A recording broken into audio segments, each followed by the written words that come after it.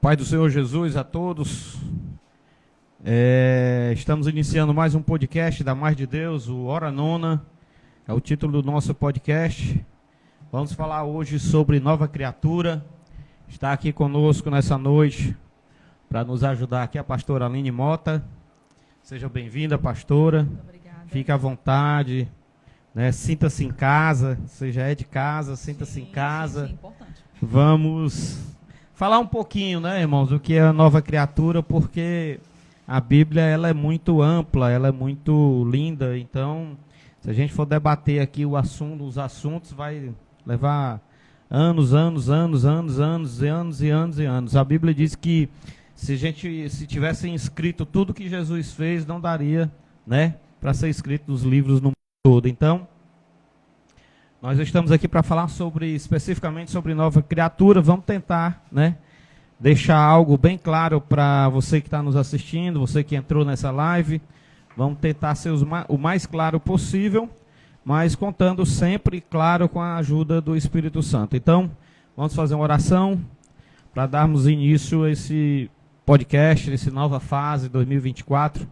Senhor amado, que Deus abençoe tudo que for falado, tudo que for comentado, papai. Que o Senhor ilumine a nossa mente, o nosso coração, que possamos ser bênção, Pai, na vida de pessoas que estão nos assistindo. E tudo é para a glória e honra do Teu nome, assim nós te louvamos. Amém. Graças a Deus. Aline, a senhora quer debater em cima de vamos abrir logo num tema, né? Sim. Que é o mais específico, né? Que mais encaixa.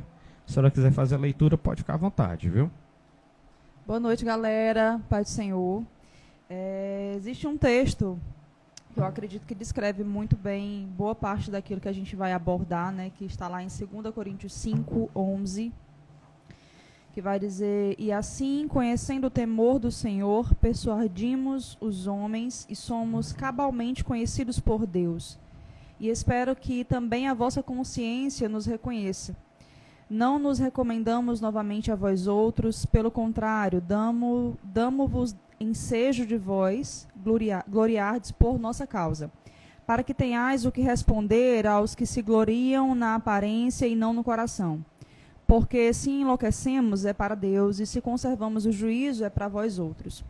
Pois o amor de Cristo nos constrange, julgando nós isto: um morreu por todos, logo todos morreram. E ele morreu por todos, para que os que vivem não vivam mais para si mesmos, mas para aquele que por eles morreu e ressuscitou. Assim nós, daqui por diante, a ninguém conhecemos segundo a carne, e se antes conhecemos Cristo segundo a carne, já agora não o conhecemos deste modo. E aí o versículo que eu acho uma chave assim, muito significativa, que é o 17, que vai falar: e assim, se alguém está em Cristo, é uma nova criatura, as coisas antigas já passaram, eis que se fizeram novas. Tudo novo, né? Tudo novo, exatamente. Algumas versões falam que eis que se fizeram novas todas as coisas. Eu acredito que essa versão da NVI seja até a mais, que descreva com mais abrangência em relação a isso. E o que fica bem claro que Paulo fala aqui é que quando você está em Cristo, você é nova criatura, não tem exceção. Sim. Né? Você é nova criatura. Aquele que está em Cristo, sem exceção, você é uma nova criatura. Por quê? Porque nasceu de novo, né, que está lá em João 3,7.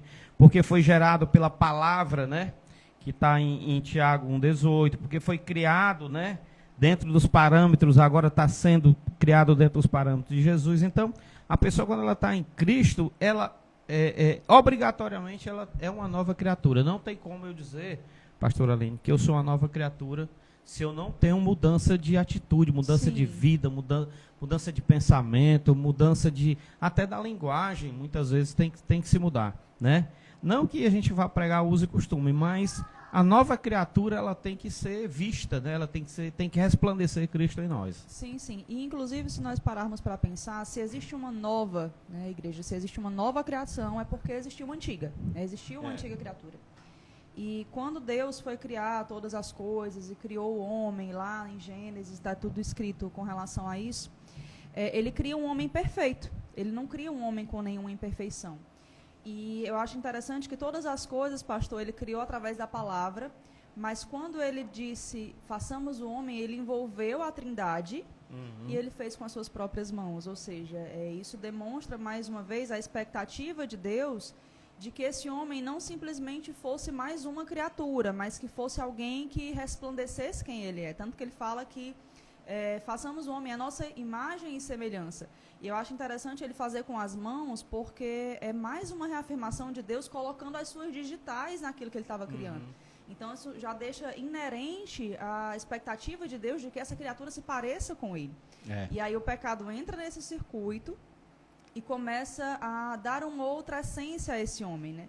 É onde entra a morte, o desânimo, a enfermidade, enfim, uma série de coisas, né? De coisas que passa a fazer parte dessa identidade que o homem resolveu aderir para si mesmo.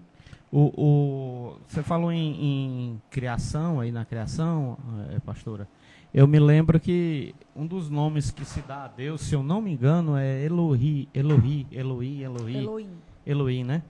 E fala justamente de um Deus que tem personalidade e criou seres com personalidades. Sim. Né? Elohim fala exatamente isso, a tradução de Elohim. Então a gente percebe que Deus ele buscou na criação fazer algo muito parecido com ele, né? E aquilo, né, era, vamos dizer assim, o plano de Deus, né? Mas Deus já sabendo de tudo que ia acontecer, né? A gente sabe que Cristo veio e resolveu tudo, mas, né? Deus ele criou o homem para o homem perfeito. O homem ele fez essa criação perfeita e o homem, né, foi que se degradou. É tanto que em Ezequiel fala do ser mais perfeito que tinha, que até os seus passos, né, em seu caminhar que eram como notas musicais, né? Então a gente percebe que essa nova criatura, quando você está em Cristo, ela tem que as coisas velhas, quando ele diz as coisas velhas se passaram, é porque Paulo está dizendo que a igreja de Coríntios foi uma igreja muito trabalhosa, uma igreja que deu muito trabalho para Paulo, inclusive foi aonde mais o inimigo atacou, né? A gente vê em destaque algumas cartas paulinas e a gente vê que uma das igrejas mais atacadas eu não sei devido à geografia da igreja, que era muito grande, uma cidade grande, portuária, né, cheia de costumes, né? Então foi uma igreja que foi muito atacada e Paulo teve muito trabalho com a igreja de Coríntios, né? Então, quando ele fala que as coisas velhas passaram, é porque Paulo queria ver uma igreja nova, ver pessoas, né, apontando para a nova criatura. Então a gente percebe na linguagem que Paulo aqui trabalha, a gente percebe o cuidado e o zelo, né, de Paulo, quando ele fala, pois o amor de Cristo nos constrange, porque estamos convencidos, o 14, de que um morreu por todos, né? Quer dizer, Paulo cita o cuidado de Deus, o amor de Deus, para essa nova criatura que somos nós hoje, graças a Deus, né? Eu acho interessante você falando a respeito de Paulo sempre muito assertivo e muito dirigido pelo Espírito Santo. Diferente das cartas que foram escritas para as outras igrejas, realmente a igreja de Corinto ela tinha várias peculiaridades, né? Além de ser uma cidade portuária, era uma cidade onde era tudo muito deturpado. Então existiam milhares de prostitutas cultuais, por exemplo. Então ele pega uma igreja que ao mesmo tempo que era uma igreja que tinha todas essas circunstâncias, era uma igreja que se movia em vários dons. E às vezes a gente percebe nas igrejas, o cara está se movendo num dom, e aí pronto, Deus está validando. E nem sempre é desse jeito. Nem sempre é. E aí Paulo vai aparando essas arestas de forma muito clara e muito específica, porque nem sempre aquilo que está aparente, como ele fala nos versículos que a gente leu, é o que demonstra no seu coração. Então realmente não tem uma outra forma de você dizer que Jesus morreu por mim, mas a minha vida não segue. Existem frutos, existem sinais que precisam acompanhar. Então, realmente, precisa ser inerente. E falando nisso, a gente lembra da menina que era adivinhadora, né? Que Paulo vinha com os meninos, né? E ela adivinhando e Paulo repreende e não era nada de Deus, era tudo do inimigo, né? Então, a gente percebe que ser uma nova criação implica ter uma nova identidade. Eu anotei aqui, né? Que eu peguei aqui. Então, tudo se fez novo. Tem uma tradução de uma Bíblia chamada Jerusalém, que ela diz assim, se fez uma nova realidade. Tudo se fez novo, ela fala, se fez uma nova realidade. Então, isso tem a ver com a forma que a gente vai encarar isso, né? eu vejo pessoas hoje no cristianismo, pastor Aline, mas é difícil a gente buscar ou enxergar os atributos de Deus, vamos dizer, essa nova criatura nessas pessoas. Porque a gente percebe que as pessoas, elas até tentam mascarar isso, mas o tempo faz com que isso se revele muitas vezes. Então, a nova criatura só existe quando está dentro da igreja. A nova criatura só existe quando ela está cultuando a Deus, ou aparentemente cultuando. Mas lá fora a gente percebe e vê que pessoas não têm uma nova criatura. E isso é que tem degradado, isso é que tem desfeito essa imagem verdadeira de Cristo nas pessoas. Então, a gente tem que entender que essa nova criatura não é dentro da igreja. Essa nova criatura ela tem que ser no nosso viver. Paulo fala aqui que nós somos uma nova pessoa, nova criatura. Quer dizer, nós nascemos de novo. Deus reformulou. Não é como um pneu se estraga, a gente vai lá e dá a recalchutada, pronto, o pneu está novo. Né? Mas a nova criatura não é, nós temos etapa, nós temos todo um processo que nós temos que atender, que Deus quer na nossa vida, né? Para ser essa nova criatura. E isso requer dor, isso requer renúncia, isso requer uma série de coisas que as pessoas muitas vezes não querem pagar ou não querem viver. Eu achei interessante essa colocação dessa versão, que fala de uma nova realidade. Nova realidade. Às vezes a gente está numa determinada situação ou circunstância que a gente costuma olhar por uma única ótica, né? E quando a gente confessa Jesus como nosso Senhor e Salvador, a gente começa a entender que nós não somos um ser carnal. E é isso que muitas vezes acaba deturpando essa identidade, porque não me adianta eu querer servir a um Deus que é espírito e que eu preciso adorar em espírito e ter uma vida em espírito, se eu quero conduzir a minha vida de forma carnal. E aí Deus tem toda uma ótica para que a pessoa olhe a respeito de algo, de uma verdade espiritual, dessa realidade espiritual, e a pessoa continua olhando pela ótica carnal. Você nunca vai agradar a Deus dessa forma, porque não foi esse o tipo de relacionamento proposto. Exatamente. Então não faz assim o menor sentido, e realmente não acompanha. Eu percebo muitas vezes, inclusive em algumas pessoas, que existem mudanças que são pontuais, né, como o senhor mencionou. Elas se adequam de acordo com o ciclo. Então, se eu estou com o meu ciclo de amigos crentes, então eu vou falar o crentez. E aí todo mundo acha que eu estou crente porque eu estou no meu ciclo crente. Eu lembro que teve uma vez que eu conversando com umas amigas no almoço, e eu sou muito metódico, assim, né? Para quem conhece mais perto, já sabe. E aí elas chegaram para mim e disseram: tu é desse jeito na tua igreja? Eu disse: feliz se eu não for mais. Porque eu sou muito perfeccionista em algumas coisas. Feliz se eu não for mais um pouquinho. Ela: como é que é isso? Eu disse: eu só tenho uma vida. Eu não tenho a Aline, esposa do Felipe, a Aline na igreja, a Aline em casa, é uma única pessoa. Então essas realidades precisam acompanhar essa única pessoa. Eu também acredito, porque a gente tem que viver isso, não é uma coisa assim que a gente vá, eu vou pegando aqui uma porção, não, a gente tem que viver isso internamente, isso tem que gerir de dentro para fora. Então Paulo fala aqui, eu estava vendo aqui, Paulo fala em Romanos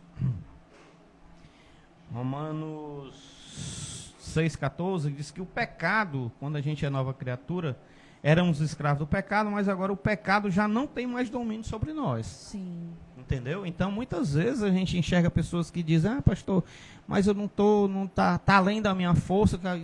Isso não é uma verdade. A verdade é que ele não tem mais poder, domínio sobre nós. Isso é uma escolha. A pessoa escolhe fazer aquilo, né? Escolhe se meter naquele trem errado lá, entendeu? Aí vem dizer que foi o espírito, estava fraco, a carne estava fraca, sei lá o que estava fraco. Se estava fraco, então governe. Então governe, né?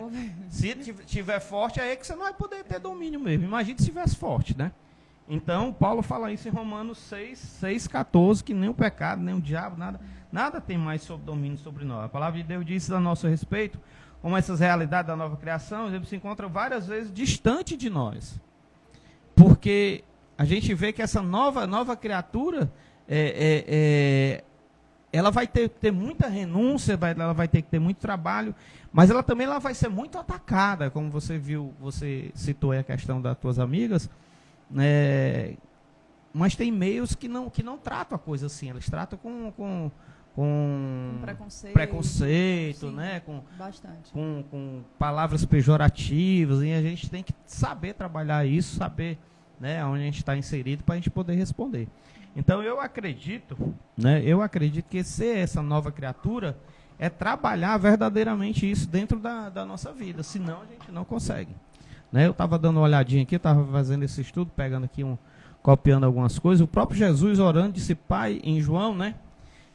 17, a parte B, ele diz que a palavra dele é verdade. Então, se a palavra dele é verdade, ele diz que, quando ele encontrou Nicodemos, ele disse, Nicodemos, tem que nascer de novo. Né? Lá em João 3. Então, a palavra de Deus, ela não é em vão. Se ela diz que ela tem verdade absoluta. Então, essa nova criatura, esse novo nascer, ele tem que ser uma realidade na nossa vida no dia a dia, né? Principalmente, para muitos crentes que estão nos ouvindo, principalmente fora dos cultos. Sim, a principalmente. É fácil demais. Você falando a respeito de escolhas, isso eu acho que é a chave, de fato você ser de verdade, né? E aí a gente precisa de fato escolher com todo o coração. Algumas pessoas pensam que porque existiam duas árvores e uma dessas árvores no jardim dava ao homem esse conhecimento do bem e do mal, diz, poxa, mas Deus não já sabia que ele ia escolher errado? Deus não já sabia que ia dar ruim? Sabia. Só que o relacionamento que Deus espera de Deus é um relacionamento em que ele seja escolhido. Então, a partir do momento que ele tira do homem esse poder de escolha, não seria de verdade. Se eu chegar pro meu marido agora e dizer, tu tem que me amar porque tu tem que me amar. Vai ser de verdade? Não vai. Então, o que Deus espera é que o homem queira escolhê-lo.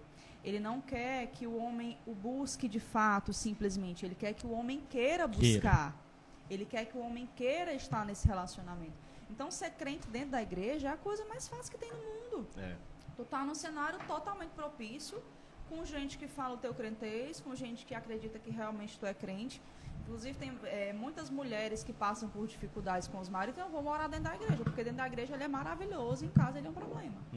Então, não tem sentido a gente escolher, abrir a boca, eu sou crente, e a minha vida é outra totalmente diferente lá fora. Então, Cristo precisa ser escolhido todos os dias. E o segredo, ele mora nos detalhes. A gente não tropeça em montanhas, a gente tropeça em pedras pequenas. Massa. Então, Cristo quer ser escolhido todos os dias. Cristo quer ser escolhido em todas as escolhas, em todas as perguntas. Ele quer ser envolvido na nossa vida. E às vezes a gente pensa, poxa, mas Deus já sabe o que eu vou falar. Mas Ele quer ouvir de você. Ele quer ter esse relacionamento. É isso que Deus propõe. Exatamente. E aí eu anotei aqui, além no seguinte, mas mesmo depois desse novo nascimento, né?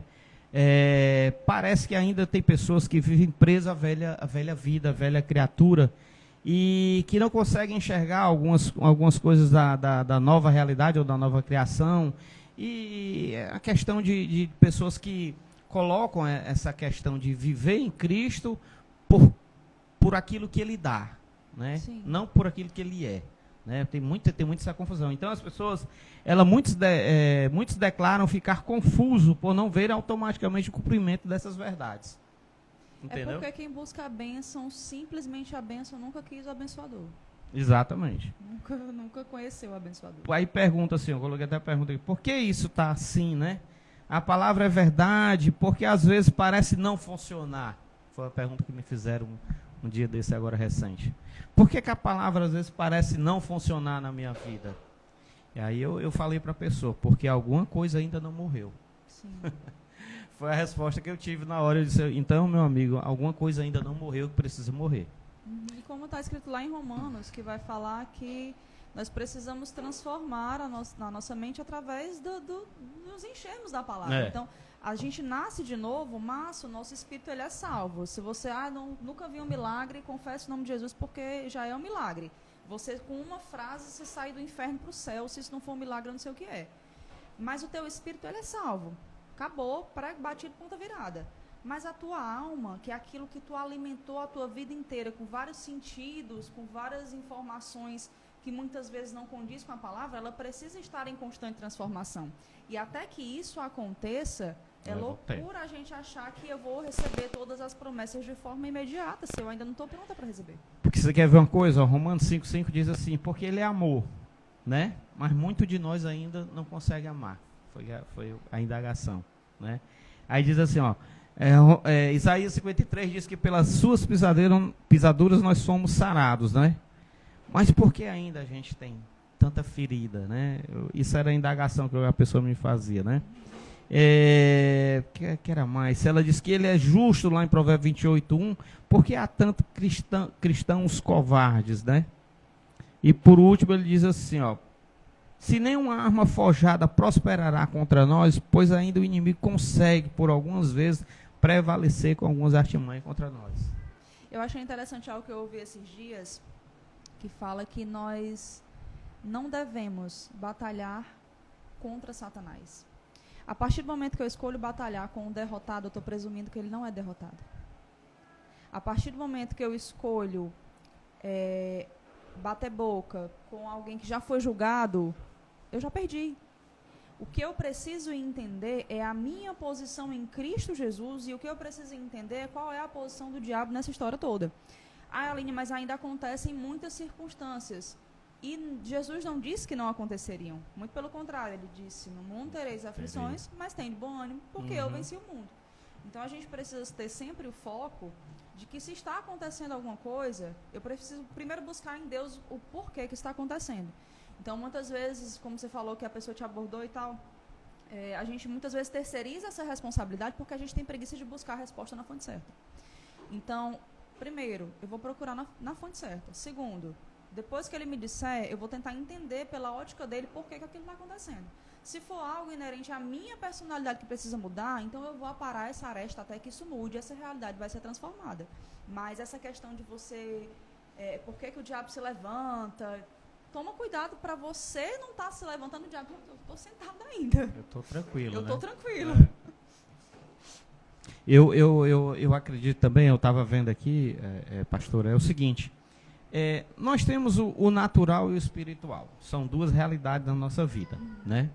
E em 2 Reis 6, do verso 15 em diante, a gente vê dois tipos de visão, né? Eliseu manda o rapaz olhar lá fora, a cidade estava sitiada, cercada, muita fome, muito problema. E aí Eliseu manda o rapaz olhar lá fora, né? Aliás, ele acorda de manhã, como diz o texto, e ele vai olhar lá fora e vê a cidade cercada, cheio de assírios, né? O exército do inimigo cercando a cidade. E aí quando ele volta para Eliseu, e ele diz para Eliseu, olha, nós estamos cercados, o que é que vai ser de nós, né?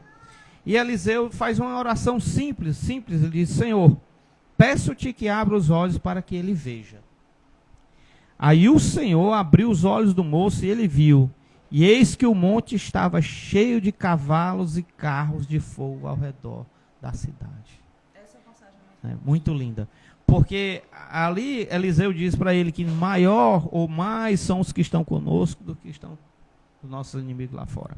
Então a gente percebe a visão natural, que é a visão do moço, né, que viu na vida dele e na vida de todos ali uma questão natural, que era a questão do inimigo afrontando, do inimigo à beira da cidade, e a visão do profeta, né, que foi a visão espiritual, que são as duas realidades que nós vivemos. E o profeta sempre tem a opção, sempre tem a dedução ou a vontade de ver as coisas sempre pelo lado espiritual, que é o que nós devemos fazer. É o que você falou exatamente. Não adianta eu guerrear com o inimigo, se eu for guerrear, primeiro eu estou dando a legalidade a ele, dando a ele uma realidade, dando a ele uma realidade que não é para se dar, né? Então Eliseu foi lá e disse, olha, abre. Eliseu não pediu outra coisa. Eliseu disse assim, abre os olhos do moço. Quer dizer, que ele veja com a outra realidade, com outra forma de visão espiritual, de que o que é maior está conosco, né? Então, essa fé nossa, muitas vezes, ela move montanhas, porque essa é a realidade que nós temos de viver da nova criatura. É olhar as coisas no aspecto espiritual, na visão de Deus, que Deus quer que a gente olhe, e viver isso, né? Então essa passagem, ela retrata muito essa questão, e tem várias outras, né? A gente sabe que tem muitas outras, né? Mas eu trouxe mais essa porque eu achei a mais interessante, se encaixava mais, né, da questão física, natural, para a questão espiritual, a questão de fé, a questão que Eliseu, em momento algum, se desesperou, em momento algum, né, deixou-se abalar ou confrontou com o inimigo. Muito pelo contrário, Eliseu sempre ia buscar a resposta direto do céu. E a palavra vai falar que no mundo existem muitas vozes, né? Então, a gente, desde criança, a gente é ensinado a olhar com os seus olhos naturais, né? Aquilo que você enxerga no periférico. E para a gente ter, de fato, essa visão do que está acontecendo no espiritual, que, inclusive, é muito mais real do que o que acontece no natural, a gente precisa investir tempo, né? Por que o profeta ele foi tão de pronto? Porque era uma realidade que ele conhecia, não era uma realidade estranha para ele. Então, ele já sabia. Eu acho interessante a colocação do tempo que eles mais são os que estão conosco. Então, os olhos dele já estavam abertos para aquela realidade. Por quê? Porque já era uma cultura, já era algo que era inerente à sua personalidade, não era para uma situação pontual. Às vezes a gente percebe que os crentes buscam uma direção pelo Espírito, uma visão pelo Muito Espírito. Na hora da dificuldade. Na hora da dificuldade, na hora de um problema. E aí, Deus não é menino. Não é, vou abrir teu olho só aqui por 10 minutos, não. Isso precisa ter investimento, precisa você gastar tempo, você investir tempo conhecendo a pessoa do Espírito Santo. E aí a gente investe tanto tempo naquilo que é natural. E aí quando chega uma circunstância espiritual, a gente não sabe discernir, porque a gente não teve relacionamento.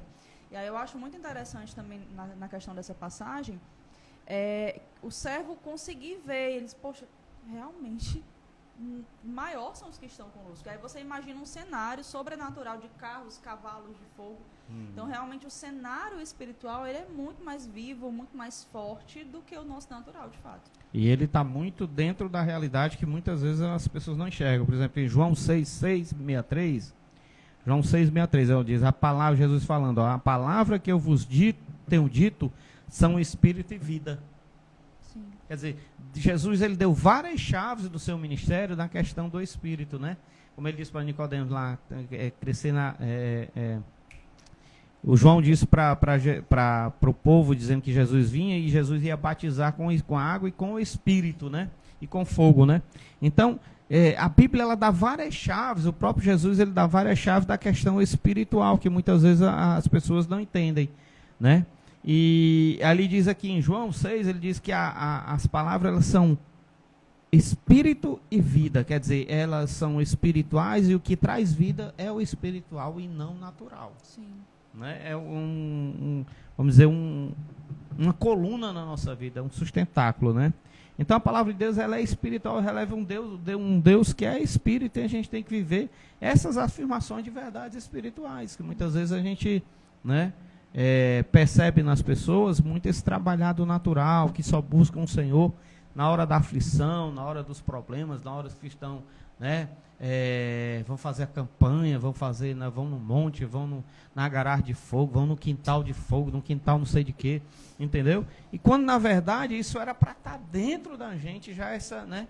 Porque essa batalha, como dizem Efésios, ela não é uma batalha de carne e sangue, ela é uma batalha espiritual. Se ela é uma batalha espiritual, cabe a nós só ficar na expectativa, assim como Daniel parou para orar ali, já tinha costume, ele fez o pedido ao Senhor, e a Bíblia diz que os céus já se moveram desde o primeiro dia. O próprio anjo, quando vem, diz para ele, o céu se moveu desde o primeiro dia. Então, essa percepção de nova criatura que a gente tem que ter, que o céu, depois que a gente se torna nova criatura, o céu se move ao nosso favor, independente de qualquer coisa, né? Então, a gente tem que ter esse discernimento, eu acho que é uma verdade, né, espiritual, que eu acredito que nosso, vamos dizer, tem que ser o nosso modo de viver. Sim. Né?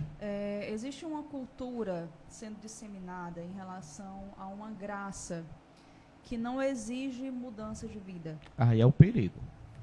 E aí, ao mesmo tempo que existe essa pregação por aí, existe as pessoas que colocam na cabeça de que eu sou um pobre pecador, então eternamente eu vou ser um pobre pecador, então independente do que eu faça, eu vou até preguei isso da última vez que eu preguei aqui, terça, quinta e domingo eu estou me reconciliando. Por quê? Porque tem apelo, eu estou lá. Uhum. Só que a proposta é outra. O que é um pecador? É aquele que pratica o pecado todo dia. É aquele que está na prática da iniquidade todo dia. Isso se tornou inerente à sua personalidade. Ah, Lima, quer dizer que depois que eu nasci de novo eu não vou mais pecar? Não, amado, você vai em alguns momentos errar o alvo. Você vai em alguns momentos desagradar em algum pensamento, alguma fala, você vai estar em constante aperfeiçoamento. O santo não é aquele que não se suja, é aquele que quando percebeu que está sujo, ele sabe onde é a fonte, ele vai se lavar. Davi era um homem segundo o coração de Deus, e eu acho interessante que Davi, quando Deus faz essa colocação a respeito de Davi, ele não era rei, ele não tinha guerreado, ele faz essa colocação quando o profeta vai falar com Saul, e diz, eu já escolhi um homem para mim segundo o meu coração, segundo os meus princípios. Então não tinha acontecido nada ainda, mas Davi pecou, Davi matou, Davi adulterou. Então tem todo um cenário de personalidade que mostra que você não precisa ser perfeito. Mas qual era o segredo de Davi? O arrependimento. Deus retira tudo de mim, mas não retira menos o teu espírito. Coisa linda, né? E aí hoje em dia o povo pensa assim, não, eu vou pecar segunda, quarta, sexta e sábado, terça, quinta e domingo, na hora que o pastor Alisson fizer o apelo, eu tô lá, e aí eu quero me emocionar, eu quero sentir, eu quero que meus olhos se enchem de lágrimas, eu quero me arrepiar, eu quero que o Felipe cante um louvor que me faça chorar, e as coisas não funcionam dessa forma. Não. A graça, você recebeu o evangelho de Jesus pela graça, de graça, mas ela requer tudo de você. E aí muitas vezes a gente pensa, poxa, vai ser pesado, vai ser difícil. Não, a graça ela veio para ser esse facilitador de algo que é possível. Deus não ia exigir da sua criação algo que fosse impossível. Diz, olha, Márcia, eu quero que tu seja santo, eu quero ter um relacionamento contigo. Eu percebo que no cenário que tu tá, realmente fica difícil. Mas a minha graça, ela te basta. A minha graça te capacita. O que eu acho lindo, ouvindo a pastora falar, é que eu acredito que as pessoas têm que entender que quando ele pede o arrependimento, ele exige esse arrependimento, é para trabalhar uma área que a pessoa não pode trabalhar. Ou lutar, ou batalhar, né? E é como a teoria, ou a teologia da salva uma vez, os calvinistas salvo para sempre, aí joga por terra tudo o sacrifício de Cristo. Quer dizer, eu aceito a Jesus, posso viver a vida do jeito que eu quero? Não tem lógica um negócio desse, né? Mas não vamos entrar nesse assunto, porque senão a gente vai longe. Agora, o que eu acho lindo é que a verdade espiritual, ela agora diz assim, ó, Romanos 10, 9, ele fala assim, ó, que o pecador ele tem que confessar, ele se arrepender e confessar. Porque quando nós nos tornamos espirituais, ou nova criatura, depende mais de nós do que do próprio Deus, assim, entre aspas, claro. Depende muito de nós as nossas ações, né? E o que a gente percebe, as pessoas têm atribuído muito a sua vida a Deus, né? Porque Deus vai fazer isso, Deus vai fazer aquilo, Deus vai fazer isso, Deus... No entanto, Deus está dizendo assim, não, você faz, você busca, você abre isso, faz isso, busca isso, né? Tá na hora do pecador começar a fazer alguma coisa, gente.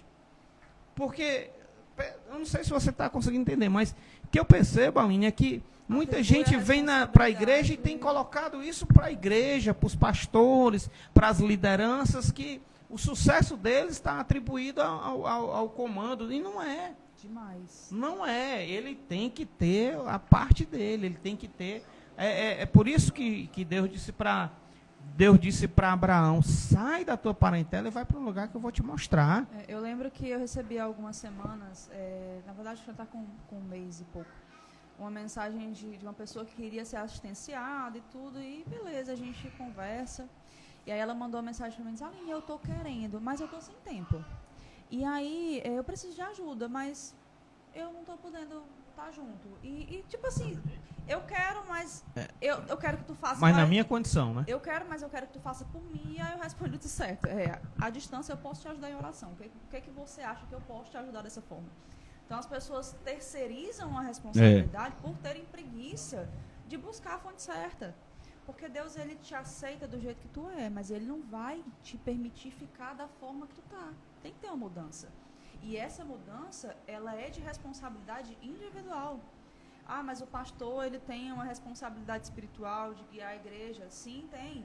Mas isso não tira de mim a responsabilidade de fazer alguma coisa. Eu acredito assim também. Isso não tira de mim a responsabilidade de ir à fonte para me lavar, de ir à fonte para poder conhecer quem Jesus é. E o povo pensa assim, ai meu Deus do céu, eu vou passar 10 minutos no devocional, pronto, isso é o fim. Pelo amor de Deus, como é que você quer passar a eternidade com uma pessoa que você não quer conhecer?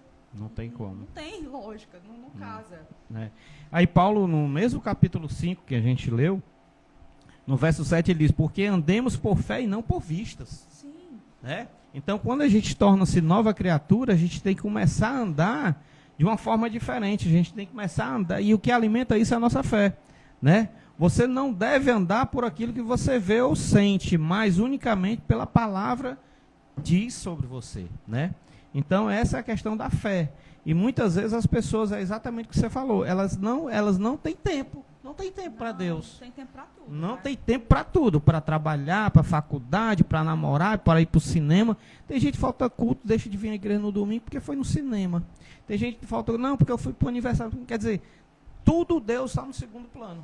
Alguma coisa, como você falou no início, alguma coisa ainda não morreu. Porque alguma coisa não morreu. Você está enxertado, você quer estar junto, você quer estar perto, você quer ser envolvido, você quer conhecer mais.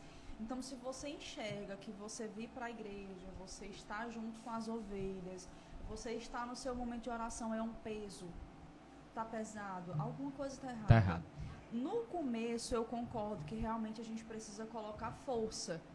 E aí a gente vai precisar realmente de disciplina para poder ter esse momento. Mas chega um momento que é prazeroso. Tá dando para ouvir? A produção me corrigindo. Porque tá então afastado. chega um momento que é prazeroso. Chega um momento que você vai encontrar prazer. Mas se você até hoje é um peso para ti, tu vem para a igreja, já teve situação da gente estar em reunião que eu percebo a pessoa que está dormindo. Uhum. Que lógica, que sentido tem você tá... Você perdeu sua noite, você perdeu seu tempo. Você está perdendo seu tempo. Eu também acredito assim. 2 Coríntios 4,18 diz assim, não atentando nós nas coisas que se vê, mas sim nas coisas que não se vê, porque as que se vê são temporais, enquanto que as que não se vê são eternas. Sim. Mas as pessoas parecem que não enxergam isso, cara. Esse é o grande... Eu fico assim pensando, ele diz assim, ó, não atentando, ou seja, não dando atenção, não considerando, não contemplando, não levando em conta as coisas que se vê, mas sim as que não se vê, que são eternas, meus amigos. Sim. E eu acredito assim, a gente tem que não só dar mais valor, mas a gente tem que viver mais essa coisa de Cristo sobre a vida das pessoas. A gente tem que entender, né? E está muito difícil nesses últimos tempos a gente... E vai ficar mais. E vai ficar mais. E vai tá, vai apertar a tendência mais. é piorar. Mas nós estamos lutando e vamos continuar, né? Não olhando para as coisas que se vê, mas para as coisas que não se vê. As que vê são transitórias. Por isso, eu às vezes fico vendo pessoas que perdem um ente querido e vejo a dificuldade das pessoas de caminhar de novo. Sim. Né? Que é um processo difícil. Que é um processo difícil, eu entendo, porque eu já sofri isso. Mas eu entendo, Aline, que a vida continua. Sim. E o Deus é um propósito maior. E é isso que as pessoas não entendem. Tudo que acontece na nossa vida natural, tem um reflexo espiritual e vice-versa. Então, o propósito de Deus é muito maior sobre todas as coisas na nossa vida. É por isso que Jesus um dia estava lá reunido com a igreja e chegou a mãe e os irmãos e bateram lá e a gente quer entrar porque Jesus está aí e tal. E Jesus, a tua mãe e os teus irmãos estão querendo falar contigo. Eles estão, a minha mãe e meus irmãos são esses que estão aqui. Por que Jesus disse isso? Jesus disse porque o propósito dele com a igreja, com a vida de cada um é muito maior do que essa questão do ente querido. A gente tem que entender isso. É doloroso, mas é cultural. Em alguns países já não tem tanto essa cultura, né, de ficar de luto, né?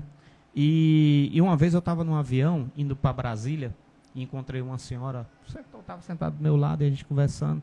A gente começou a conversar e ela falou que era viúva, né? E ela disse, olha, aí eu falei a minha história, foi bem na época, né, da minha história, e ela disse, olha, tem começo, meio e fim. Sim. Né? Porque eu conheço pessoas que parece que não, né, Nunca acabou. Então ela disse, olha, vai ter um fim e o propósito de Deus é maior na sua vida.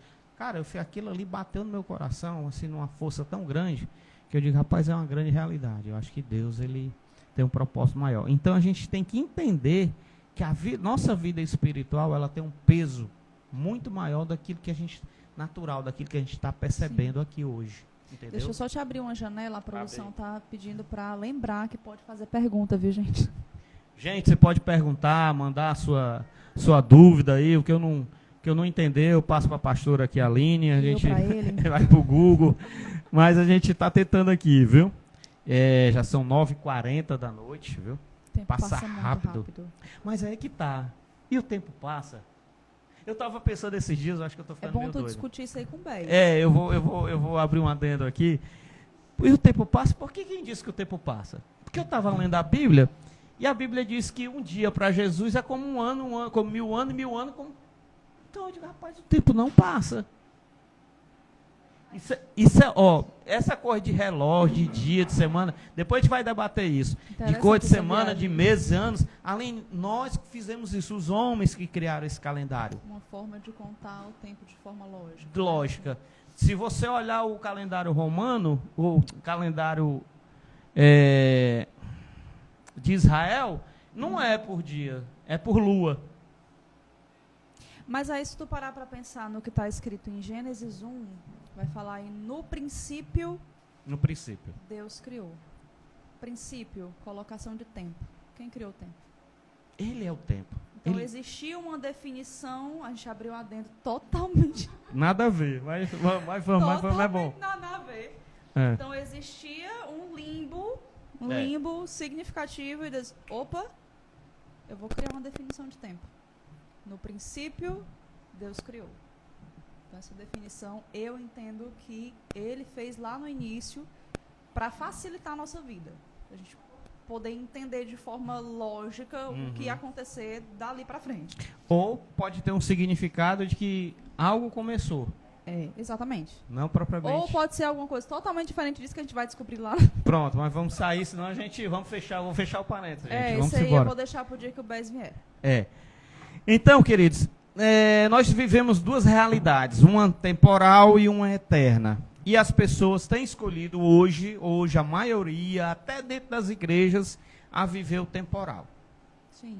A viver como se Deixa isso a aqui... vida me levar, deixa a vida me levar, do Zeca Pagodinho, e não se lembra, ou só lembra quando a enfermidade chega, quando a dificuldade chega, né? Mas... Não consegue pensar que a graça está presente em tudo, como a senhora falou agora há pouco, questão da graça.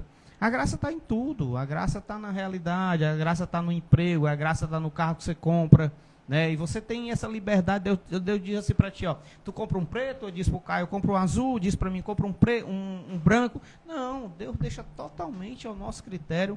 Você vê como ele é maravilhoso em deixar a gente viver e buscar essa realidade eterna na nossa vida. Então, são essas duas realidades que a gente está debatendo, né?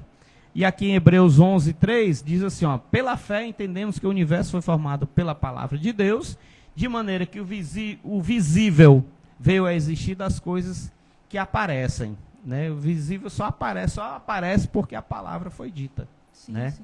Então, eu acho lindo, né, e é bom a gente estudar, que o espiritual é muito mais elevado do que o real, do natural, né? As realidades da nova criação, né? Ele diz aqui, e tudo que Deus diz, somos, temos ou podemos. Muito forte. Muito lindo, né? Então estão no plano espiritual. Tudo que Deus diz sobre nós, que nós somos, tudo que Ele diz que nós temos. Nós temos. E tudo que Ele diz que podemos, nós podemos. Nós podemos fazer. E aí o que eu acho que muitas vezes, pastor, a gente peca muito é na falta de intencionalidade. Você vê como a gente mencionou aqui agora há pouco, as pessoas vêm perto 2 horas do dia e não veio com intenção. É claro que tem momentos que você chega, você não está com o teu corpo, sabe, descansado, a tua mente não está, sabe, conectada. Até mesmo a tua vontade, né? Mas você chega, você se expõe e com intencionalidade você muda esse cenário. Só que para a gente é mais fácil não fazer. Para a gente mais é mais confortável. confortável. para a gente é mais confortável a gente não ter essa intencionalidade. Então, eu acho que uma chave para a gente desfrutar dessa realidade de que nós somos o que ele diz que nós somos, nós temos o que ele diz que nós temos, nós podemos fazer o que ele disse que nós podemos fazer, nós precisamos ser intencionais. Beleza, ele disse o quê? Nós somos o quê? Nós faremos o quê? E quais são as ações correspondentes que eu preciso ter para chegar nesse nível? Para ser, ter e fazer. Então, eu preciso ser intencional nesse caminho, para que eu possa alcançar esse resultado. Porque as coisas não vêm de mão beijada. Eu acesso, através da fé, a realidade do sobrenatural, a realidade do espiritual, e eu trago para o meu natural. Mas, para eu ter fé, eu preciso conhecer. Eu não vou ter fé naquilo que eu não conheço. Se parar um Uber aqui agora, eu vou te levar. Não conheço, não vou. Não vou entrar dentro do carro. Então, não tem assim, base para a gente querer dizer que a gente quer acessar esse sobrenatural. Muitas pessoas falam, ai Deus, eu quero a tua vontade boa, perfeita e agradável. Mas esqueceu que no começo do versículo tem transforme. Então, a carta aos Romanos de Paulo é toda nesse sentido, vai dando base, olha, você precisa se transformar, você precisa mudar, não funciona desse jeito, então seja intencional, não venha, não faça nada na sua vida de forma aleatória, deixar a vida me levar, não funciona para crente, existe o Espírito Santo que quer nos guiar para nos levar através dessa boa, perfeita e agradável vontade de Deus. E outra coisa, quando você recebe uma palavra direcionada, dissertiva para a tua vida, cara, agarra isso com força. E só para quando ela se cumprir na tua vida. Sim. Enquanto ela não se cumprir, você está acreditando. É o que a gente percebe também muitas vezes, pastora Aline, que as pessoas recebem essa palavra de Deus, da parte de Deus, e elas vão e criam gás e tal, mas parece que dá um vazamento no tubo, e aí o gás vai embora e começa a diminuir a vontade, começa a diminuir vamos dizer, a frequência, começa a diminuir o entusiasmo e param. E não é assim. A gente tem que buscar a manifestação daquilo que tudo que foi dito sobre as nossas vidas, daquilo que somos, daquilo que temos, daquilo que podemos. Sim, eu gosto muito da definição das palavras, né? E aí, firme fundamento, como a Bíblia vai falar que a fé é o firme fundamento, o significado é simples. Eu creio até acontecer. Até ponto. Até que. Mas até que. Eu creio independente de qualquer coisa. E a questão da persistência, o que é a persistência? É quando eu continuo, quando a empolgação já passou. A empolgação de esse fato... Esse é o plus do negócio, exato. Né? Vai ter momentos que a empolgação vai ter passado, mas se tu recebeu uma direção, bate a reta e vai. Eu creio até que. Mas passou um ano. Eu creio até que. Passou 2 anos, eu creio até que. Ninguém tira isso. Prego batido em ponta virada. É chamar como se já fosse. Como se já tivesse entendeu? Acontecido. Eu tenho um exemplo aqui que eu anotei aqui, né? O Deus chamou Abraão de pai das multidões quando Abraão sequer tinha um filho. Entendeu? Então é esse tipo de fé que nós precisamos, né? Fomentar dentro do nosso coração e buscar esse entendimento, né? Deus não somente chama a existência o que não é, como se fosse, né? Mas como também Ele exige que a gente faça o mesmo. Exato. Que isso tem que partir da natureza, entendeu? Já que nós somos imagem e semelhança, a gente tem que tratar e se comportar como tal. E essa característica não é novidade. Ele fez isso com Adão lá no Éden. Ele colocou o Éden a governo de Adão, com uma série de animais para ele criar. E deu a ele poder criativo. Então, isso não está sujeito simplesmente à nova aliança. Isso já tinha. Muito, mas, às vezes, a gente não pratica. Porque a nossa boca, a nossa língua, ela tem poder para ser criativa, para trazer essa realidade. Tanto que a realidade da confissão, a gente precisa confessar. Então, quais as perguntas? Tem uma pergunta aqui para... Uma pergunta do Neto. Eu sei que a salvação não vem pelas obras e sim pela graça, mas é correto afirmar que as obras é um fruto da salvação? Interessante você ter perguntado isso. Existe um versículo que vai falar que nós fomos criados para boas obras. Então, Deus não espera, antes de você receber o Espírito Santo, que você faça boas obras. E a boa obra, ela não vai te salvar. O que te salva é a confissão. mas a boa obra ela acompanha.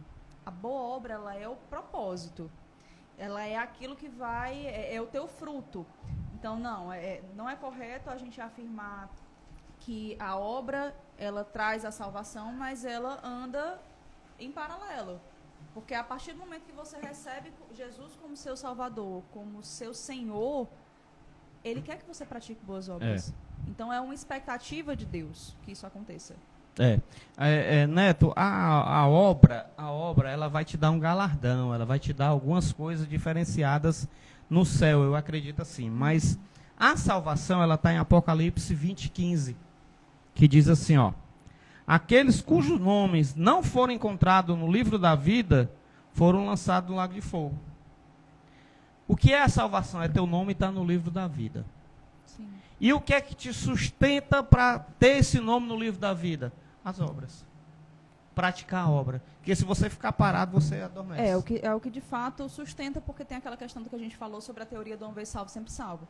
E aí, como é que eu sou salvo? Com uma confissão. Confissão. Eu creio. Aí algumas pessoas, pastor, pensam assim, não, mas eu já tenho Jesus no meu coração. Você confessou? Romanos 10:9, né? Romanos 10:9. Isso, confessou? Nunca. Você verbalizou isso, por quê? Porque na nossa língua existe poder, eu estou confirmando aquilo que eu creio, eu estou ligando na terra aquilo que eu estou ligando no céu. Exatamente. Então, confessou? Não confessou. Então, você precisa confessar, você precisa verbalizar, você crê? Se você crê, verbalizar para você vai ser fácil. O complicado é você chegar nesse nível de crença. Depois que você chegou, confessar é tranquilo. Tranquilo. Então, a fé é uma posse antecipada do que se espera. Sim. Né? Um meio de demonstrar realidades que não se vê. Isso é que é fé. É a gente já sonhar e tentar materializar aquilo que a gente ainda não vê. Isso é que é fé, que eu anotei aqui. Tá? Porque Romanos 10:9 é exatamente a confissão que o Neto perguntou aí, né? Vamos ver o que é que eu tenho mais aqui, pastor Aline, que eu anotei. Aqui ele fala em Colossenses 3:9, ele fala assim, ó: não mintais uns aos outros, pois que já vos despistes do homem velho com os seus feitos e o vestistes do novo. É o 10 e o 9, né? Aqui o apóstolo Paulo fala sobre despir do velho homem, que é a nova criatura, né? Você tem que despir da velha criatura e se vestir da nova criatura. Então, o fato é que espiritualmente há uma nova realidade, nós somos responsáveis em trazer esse reino natural, transformar ele em espiritual sobre a nossa vida. Eu não sei se fui bem claro, mas a gente tem que despir de tudo que é velho, né? E isso é fácil, pastora? Não é, eu sei. Principalmente tem pessoas que vêm de um lago de enxofre, de lama, de podridão, forte, né? Né? Que realmente é um processo, mas ele é sempre, né, alcançável. Não tem processo impossível, porque impossível só Deus realiza na nossa vida. Mas a gente tem que querer a cada dia mais se despir do velho homem e querer vestir vestes novas a todo instante. Tem mais alguma, Raíssa? A gente falou muito a respeito de quais são as falhas, né? Eu acho que a gente podia falar um pouquinho, reforçar mais acerca de como, né? Além de como é que eu chego nisso. Talvez alguém esteja pensando, beleza, eu tô todo errado, mas como é que eu chego nisso? Na verdade, a gente já falou de várias dicas, né? Sobre a intencionalidade, sobre você ser de verdade, sobre você investir em tempo de relacionamento, sobre você fortalecer a sua fé. Então, se você está escutando e você percebeu, poxa, realmente eu não estou tendo uma característica de uma nova criatura, então começa agora, cara. Começa hoje, começa já. Não espera, começa agora. Eu percebi que tem contato na minha rede social que não era para eu estar mais. Eu vivo dizendo isso para os jovens que eles são mais trabalhosos nessa área. Então, não era para estar, tira agora. Não espera uma oportunidade. Seja intencional, sabe? Seja de verdade. Eu lembro que quando minha mãe é católica, apostólica romana, né? Canta e tudo na igreja. Canta e tudo, né? Mamãe canta e tudo. E aí eu lembro que quando eu confessei o nome de Jesus, eu não sabia primeiro que eu não estava nem o que eu estava fazendo. Para mim era normal. E ela chegou para mim e ela disse assim, beleza, você quer ser crente? Pois você vai ser de verdade.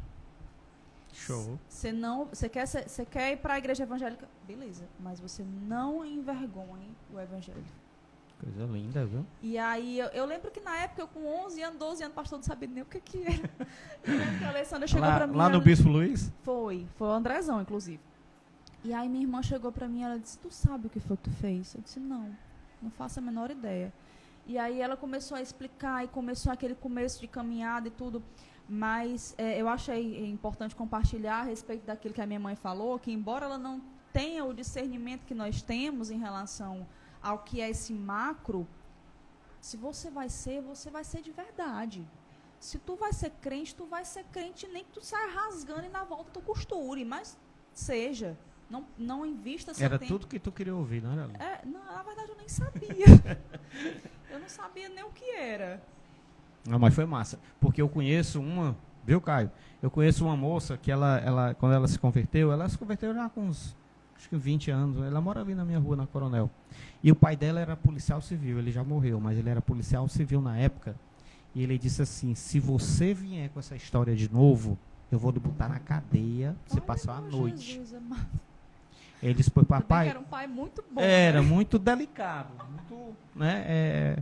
Ela ainda mora lá, ela e a irmã ainda moram lá. Aí, ela disse assim, papai, pô, então o senhor me algema hoje, porque eu não vou desistir daquilo que eu comecei. Tem que ter muita firmeza de caráter. Muita. Cara, e para um cara da época, né? Vamos dizer, há 20 anos atrás, eu não sei. E você dizer isso para um pai policial, um pai, né? E ele algemou? Acho que todo mundo tá não, ele disse, então você tá louco, eu vou lhe internar. Naquela época tinha os manicômios ainda, eu vou lhe internar, não sei o quê. E foi aquela confusão e tal, mas só zoada. Não terminou dando em nada. E ela é crente até hoje. Graças a Deus. Graças a Deus, ela e a irmã. Só ela e a irmã. O irmão não é, o pai não morreu sem ser, a mãe também ainda está lá, também ainda não é, mas eu achei muito lindo da parte dela essa firmeza que ela colocou no coração e assim foi, né? Sim. Então, pastor Ali, vamos para as considerações finais, porque já estamos, né, quase 10 horas já. E aí eu queria saber se a senhora queria deixar alguma mensagem, né, para as pessoas que estão nos assistindo. Frisar, né, aquilo que a gente conversou, que não é um peso, sabe? Você ser uma nova criatura não é algo difícil, não é algo pesado. Você servir a Jesus, como muitas pessoas têm falado, é algo sufocante, é algo difícil, porque você vai ter que abrir mão de muitas coisas. Sim, você vai ter que abrir mão de muitas coisas, mas em contrapartida você vai, sabe, receber infinitamente mais em troca. Porque a gente só é completo quando a gente está de fato em Cristo. Verdade, então, assim, tenha prazer em ser essa nova criatura, sabe? E se observar sendo essa nova criatura. Eu lembro que esses dias eu aconselhei um casal aqui na igreja no final do culto, e eu parei para pensar, disse, poxa, quem era a Aline?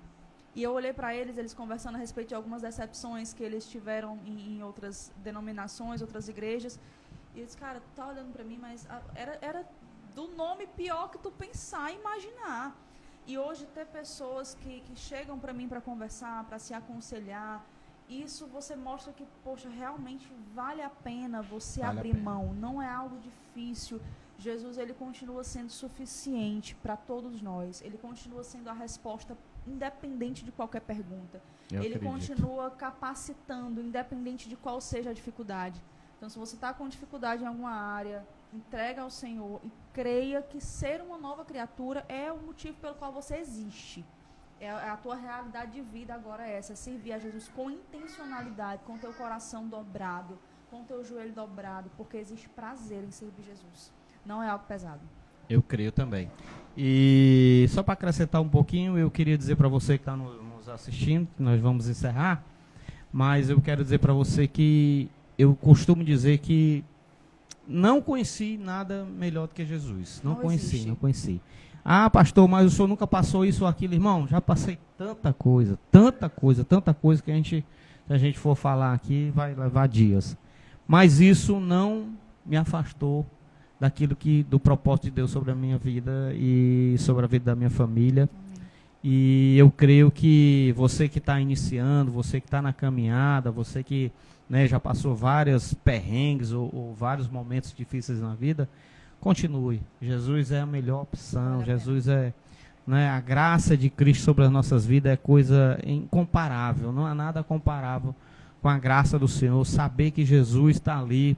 Eu já tive momentos tão lindos na minha vida que só Jesus para interferir no processo e dizer para mim, eu sou contigo. Então, eu sou eternamente grato a Deus por tudo que Ele tem feito na minha vida, e eu quero, né, deixar isso bem claro para você. Jesus é a melhor opção para o homem que deseja ser nova criatura, viver diferente. Não tem nada igual que a palavra dele sobre as nossas vidas, tá certo? Que Deus abençoe sua vida. Eu queria pedir a pastora para fazer uma oração para encerrar. E até aqui nos ajudou o Senhor. Muito obrigado pela sua presença, pela paciência de ter nos assistido até agora. Que Deus abençoe tremendamente. Amém. Pai, nós te damos graças, Senhor, por esse tempo de qualidade em que nós podemos conversar a respeito do teu caráter, da tua vontade. Pai, eu quero abençoar cada pessoa que assistiu essa live, a cada pessoa que foi alcançada pela tua palavra, a cada lar representado. Nós queremos, Pai, abençoar essas pessoas, abençoar esses lares. Deus, que a tua palavra se torne uma verdade tão forte nos nossos corações, que nós tenhamos a consciência de que nós nunca mais iremos te largar, Jesus.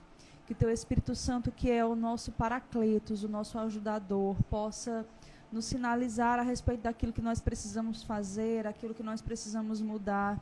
Nós queremos te dizer, Senhor, que o Senhor é o dono dos nossos corações. Eu creio, Jesus. O Senhor é o dono das nossas casas, o Senhor é o dono dos nossos projetos. Então, Paizinho, muito obrigada por o Senhor ser tão perfeito. Muito obrigada pelas tuas bênçãos, pelo teu favor que nos cerca. O Senhor é bom em todo tempo e nós cremos, Pai, firmemente nos teus propósitos sobre as nossas vidas. Pai, muito obrigada por esse tempo. Abençoa cada um que nos assistiu, em nome de Jesus. Amém. Amém, amém. Deus abençoe. Na paz.